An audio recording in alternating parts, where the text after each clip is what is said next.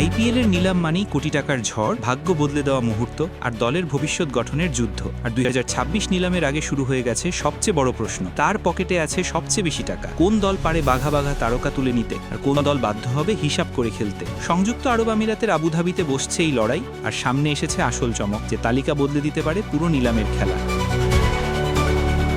আইপিএলের 2026 মিনি নিলাম অনুষ্ঠিত হবে আগামী 16 ডিসেম্বর সংযুক্ত আরব আমিরাতের আবুধাবিতে। নিলামের আগের নিয়ম অনুযায়ী 15 নভেম্বর ফ্র্যাঞ্চাইজিগুলো তাদের ধরে রাখা ও ছেড়ে দেওয়া খেলোয়াড়দের তালিকা নিশ্চিত করেছে। আর সেই তালিকা থেকেই পরিষ্কার হয়েছে কোন দল নিলামে কত টাকা নিয়ে নামছে এবং কারা সবচেয়ে শক্তিশালী অবস্থায় আছে। সবচেয়ে বেশি অর্থ আছে কলকাতা নাইট রাইডার্সের হাতে। দলটি নিলামে যাচ্ছে প্রায় 64 কোটি 30 লাখ রুপি নিয়ে, অর্থাৎ একাধিক বড় নাম তুলতে পারবে তারা। গত কয়েক বছরের অনিয়মিত পারফরম্যান্স পরিবর্তন করতে চাইলে এখান থেকেই নতুন পরিকল্পনা শুরু হবে কেকেআর এর। দ্বিতীয় সর্বোচ্চ ব্যালেন্স রয়েছে চেন্নাই সুপার কিংসের। ধোনি ঋতুরাজের দল যাচ্ছে 43.4 কোটি রুপি হাতে নিয়ে। তাদের স্কোয়াডে কিছু জায়গায় বড় শূন্যতা থাকলেও এই টাকা দিয়ে বড় সিদ্ধান্ত নেওয়ার সুযোগ রয়েছে। তৃতীয় অবস্থানে আছে সানরাইজার্স হায়দ্রাবাদ, 25.5 কোটি রুপি। দলটি গত 2 মৌসুমে বারবার দলে পরিবর্তন আনার চেষ্টা করলেও স্থিতিশীলতা পায়নি। এবার এই অর্থ দিয়ে তারা মূলত মিডল অর্ডার ও পেস ডিপার্টমেন্ট শক্ত করতে চাইবে। লখনৌ সুপার জায়ান্টসের কাছে আছে 22.95 কোটি রুপি।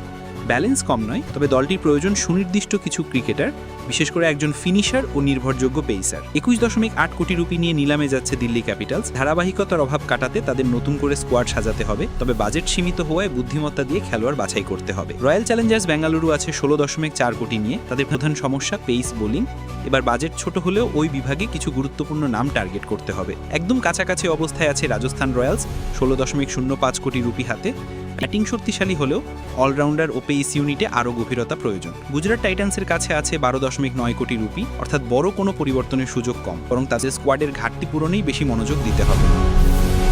পাঞ্জাব কিংস নেমছে 11.5 কোটি রুপি নিয়ে। বাজেট তুলনামূলক কম, তাই বড় তারকা কেনার সুযোগ সীমিত। তালিকার শেষে মুম্বাই ইন্ডিয়ান্স, মাত্র 2.75 কোটি রুপি, অর্থাৎ প্রায় কোনো বড় নাম তোলার সুযোগ নেই। মুম্বাইকে এবার ব্যাকআপ প্লেয়ার ও তরুণদের উপরই নির্ভর করতে হবে। সব মিলিয়ে আইপিএল 2026 নিলামে সবচেয়ে শক্তিশালী অবস্থানে কেকেআর ও সিএসকে, অন্যদিকে সবচেয়ে কঠিন সময়ের সামনে মুম্বাই। এবারের নিলাম পুরো মৌসুমের রূপরেখা বদলে দিতে পারে। কে কত টাকা কাজে লাগাতে পারে এখন দেখার অপেক্ষা।